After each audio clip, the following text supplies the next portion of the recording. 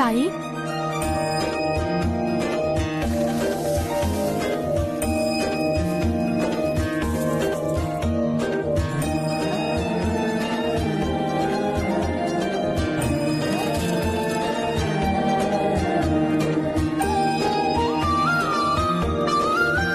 ఇది తీసుకోండి సాయి.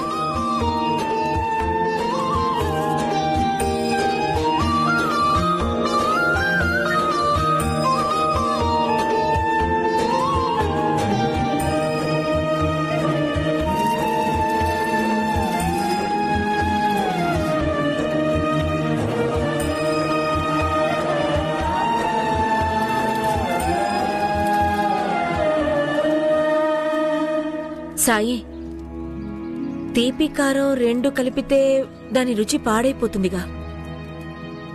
ప్రేమగా ఇచ్చే పదార్థం ఏదైనా రుచిగానే ఉంటుంది రిహానా. సరే సాయి.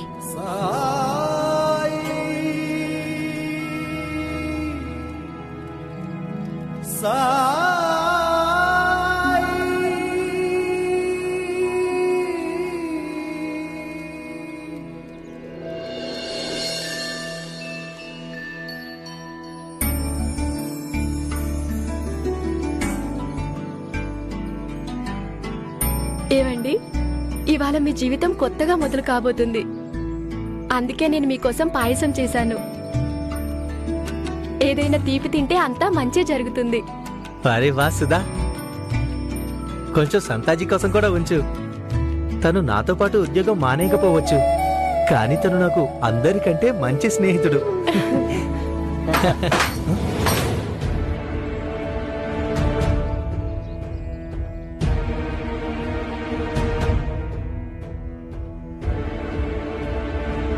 సంతాజీ, ఏంటిదంతా?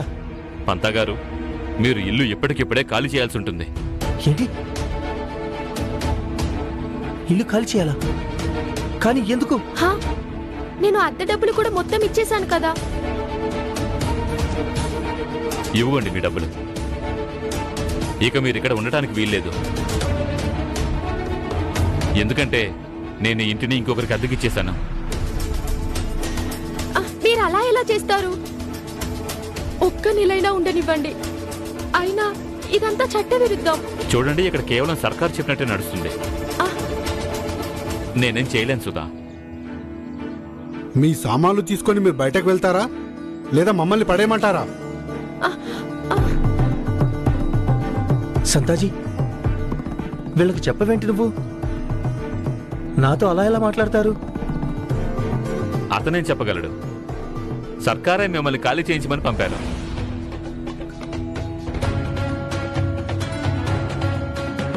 పంతాజీ,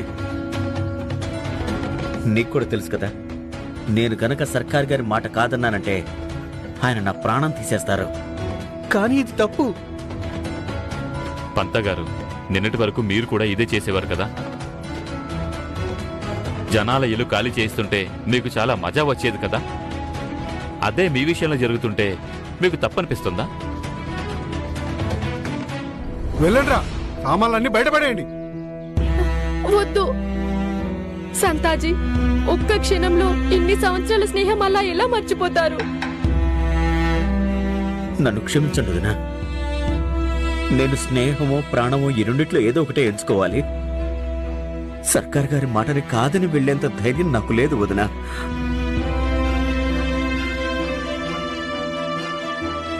సంతాజీ, ఇన్ని సంవత్సరాలుగా నేను నీతో పాటే ఉంటున్నాను. ఇప్పుడు నువ్వు నా దగ్గర గుండాగిరి చేస్తున్నావా? సరిగ్గా చెప్పావు పంతాజీ. నువ్వు కూడా ఇన్ని సంవత్సరాల స్నేహాన్ని రెప్పపాట్లు వదిలేశావు కదా. నువ్వు కేవలం నీ గురించే ఆలోచించావు. అందుకే ఇప్పుడు నేను నా గురించే ఆలోచిస్తున్నాను. అరే, మీరు ఇతనితో ఎందుకు పెట్టుకుంటున్నారు పంతా గారు? ఇక మీరు కులకర్ణి సర్కార్ మనిషి కాదు ఇప్పుడు, అర్థమైందా? అందుకే మీ బలం పొగరు చూపించడం మానేయండి. కానివ్వండిరా, సామాన్లన్నీ బయటపడేయండి. సంతాజీ, ఆపండి వాళ్ళని. ఏవండి, ఆగండి, అలా చేయకండి.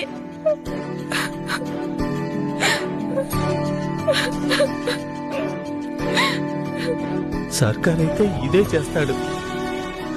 కానీ నువ్వు నా సొంత మనిషివి.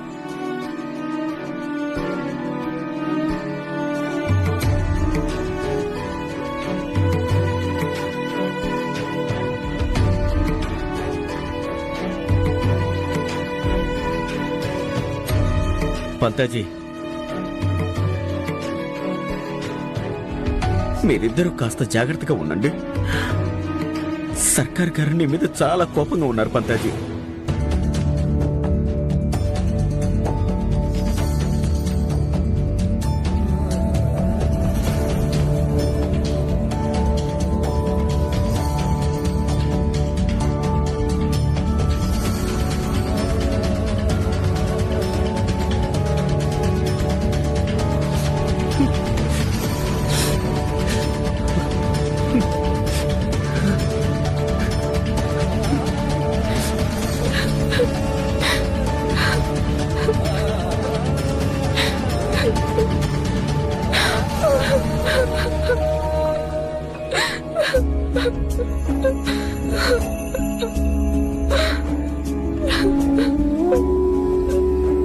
సుధా, కొంత సమయం సామాన్లు మీ ఇంట్లో పెట్టేద్దాం.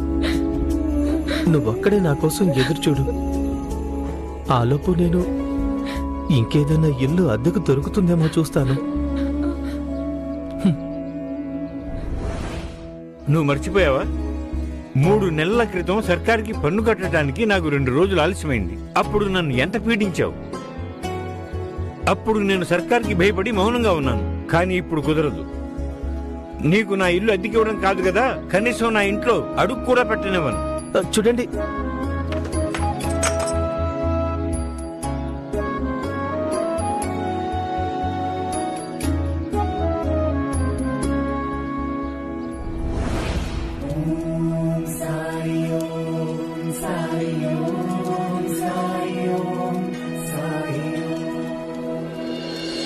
ఇంటి సంగతి మర్చిపో. నువ్వెన్ని పాపాలు చేశావో తెలుసు కదా. అందుకే నీకు షిరిడీలో ఎవరు మంచినీళ్ళు కూడా ఇవ్వరు. ఇంకా నిలబడ్డావేంటి? వెళ్ళిపో. వెళ్ళమంటున్నానా?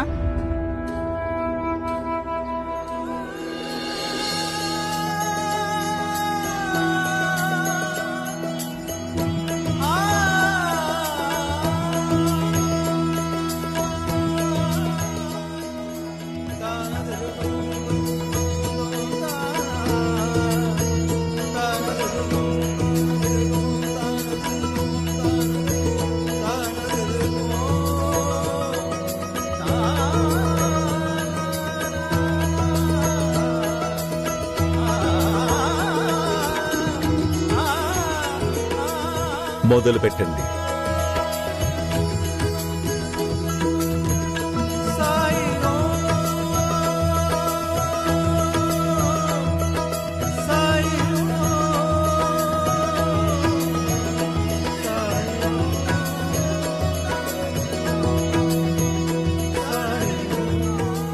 సాయి, ఇంతకీ ఇవాళ ఈ కిచడి ఎందుకని? ఈ కిచిడి అందరి కష్టంతో కలిసి తయారైంది. ఏదో ఒకటి ప్రతి ఒక్కరూ ఇంకొకరి కోసం దానం చేశారు. జీవితం కూడా ఇంతే. ఎప్పుడు మనం ఇతరుల కోసం ఏదైనా చేస్తామో అప్పుడు వాళ్ళు మన కోసం చేస్తూ ఉంటారు. ఇలా సాయం చేయటం, తీసుకోవడాన్నే సమాజం అంటారు. కానీ ఎవరు సమాజానికి దుఃఖం తప్ప ఇంకేమీ ఇవ్వలేరో సమాజం కూడా వాళ్ళ దుఃఖంలో చాలాసార్లు సహాయం చెయ్యదు.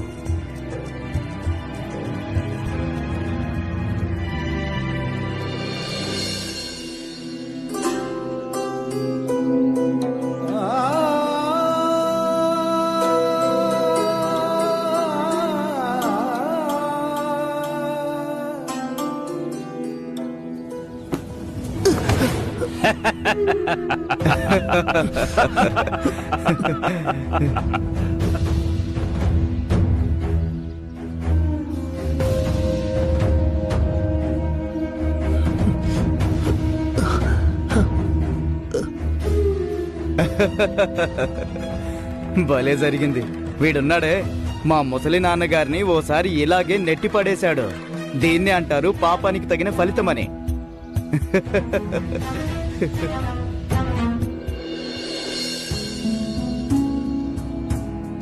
అంటే నేను ఇంతవరకు ఇదే సంపాదించానా? జనాల ద్వేషం, ఇంత కోపం. నేను పడిపోతే లేపడానికి చెయ్యి కూడా ఇవ్వడం లేదు.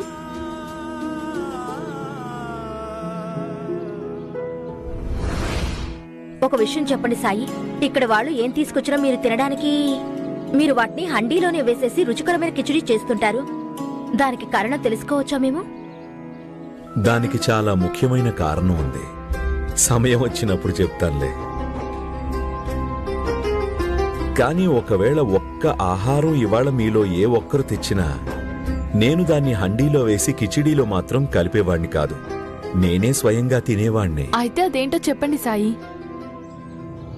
పూరి.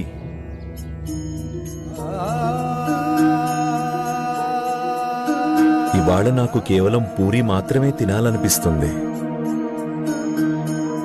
పూరీనా? సాయి నాకు ముందే చెప్పి ఉంటే నేను మీకోసం పూరి చేసి తీసుకొచ్చేదాన్ని కదా. ఆ సాయి, నేను కూడా సాయి. ఆ సాయి.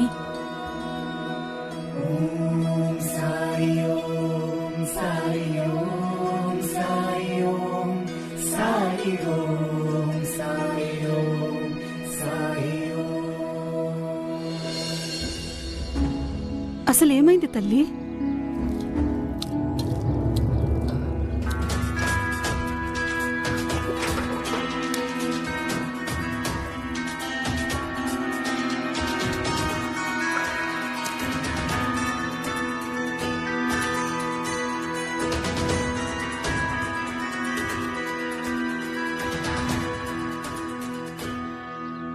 సుధా, నన్ను క్షమించు.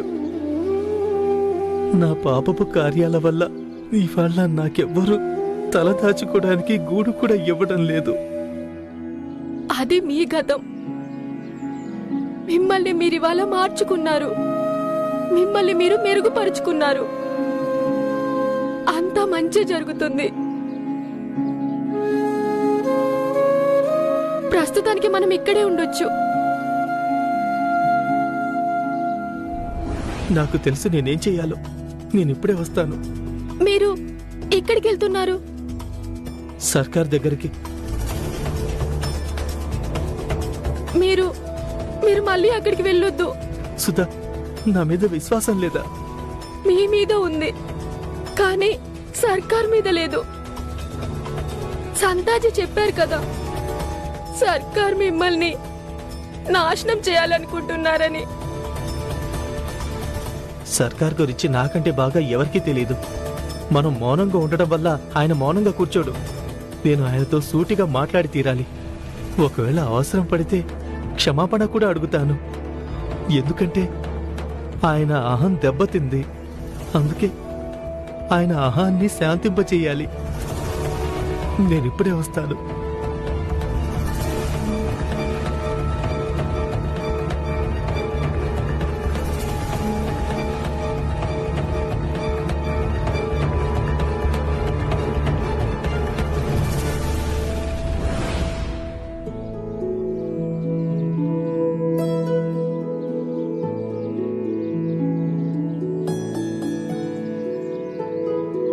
సాయి, ఈ భోజనం అంతా ఎక్కడికి పంపిస్తున్నారు మీరు?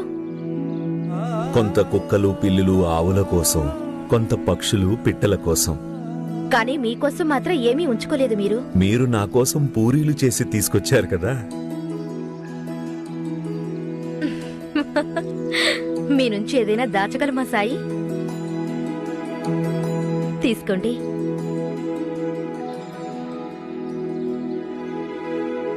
చూడమ్మా, ఒకటి చెప్పనా? ఇంత రుచికరమైన భోజనం చూసే ఆకలి తీరిపోయింది. సాయి, ఏమంటున్నారు మీరు? తప్పుగా అనుకోవద్దమ్మా, కానీ ఇప్పుడు నాకు ఆకలిగా లేదు. అందుకే ఇప్పుడు ఈ భోజనం నేను తినలేను.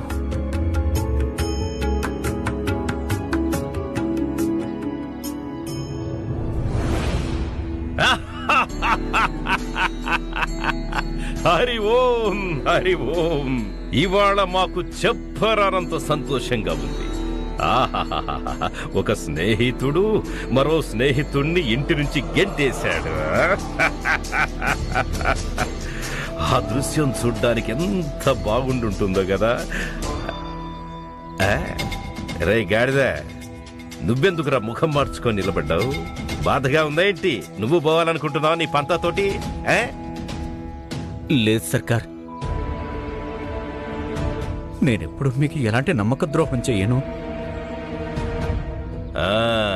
హరి ఓం, ఇదే కోరుకుంటున్నాను రా నేను నీ నుంచి.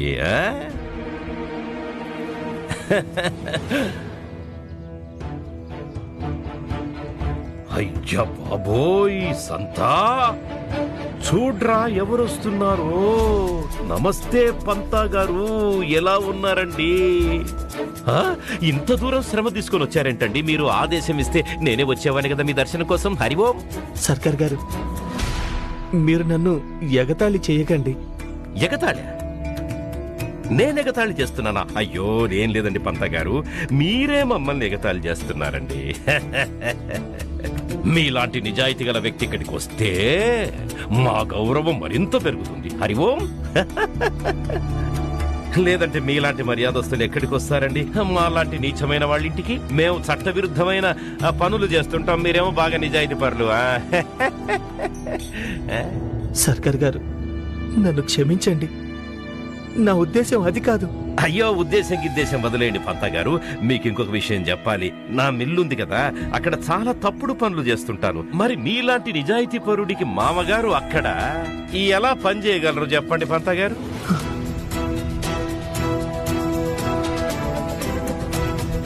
లేదు సర్కార్ గారు. లేదు లేదు, ఎంత మాత్రం లేదు, చేయలేరు. అలాంటి మర్యాదస్తుడు పని చేయదగ్గ చోటు కాదది.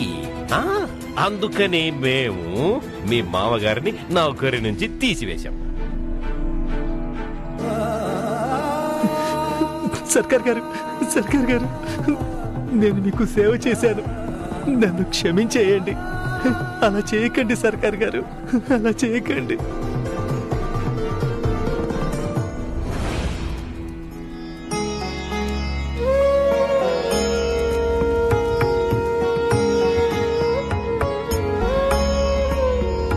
ప్రణామాలు సాయి. రాముడు నీకు మేలు చెయ్యాలి. సాయి, మీరు పూరి తినాలని ఆశపడ్డారు కదా, అందుకే మీకోసం రకరకాలైన పూరీలు చేసుకొచ్చాను. ఇదిగో చూడండి.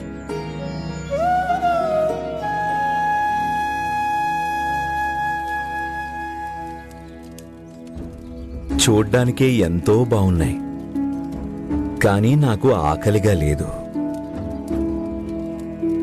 సాయి, నేను పూరితో పాటు వంకాయ కూర కూడా చేసి తెచ్చాను.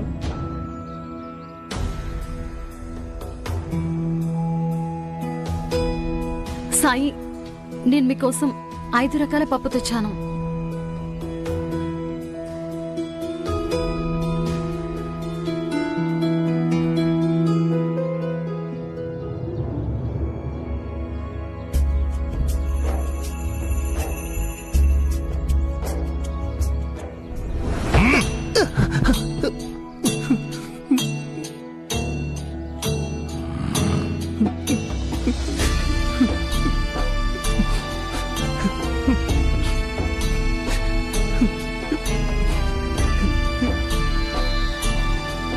ఈ కులకర్ణి సర్కార్ని వదిలి వెళ్ళడానికి నీకెంత ధైర్యం రా?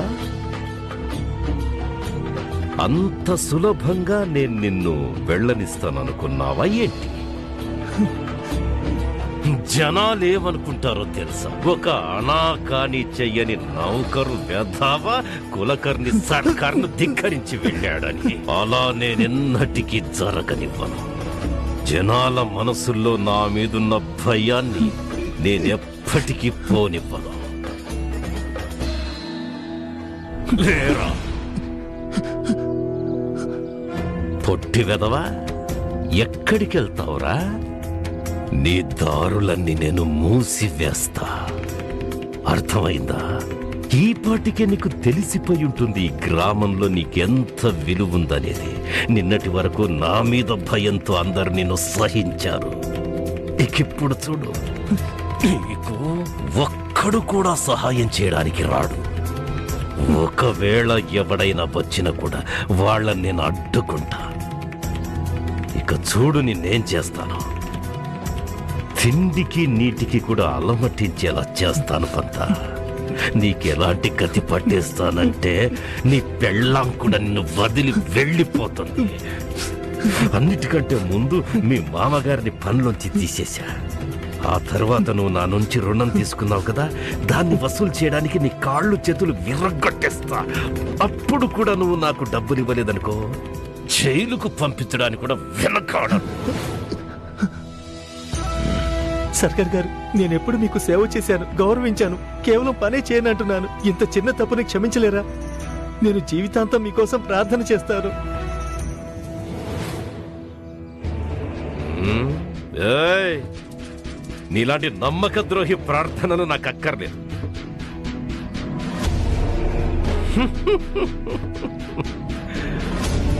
ఇందులోంచి నువ్వు బయటపడాలనుకుంటే నీకు ఒకే ఒక్క దారుంది.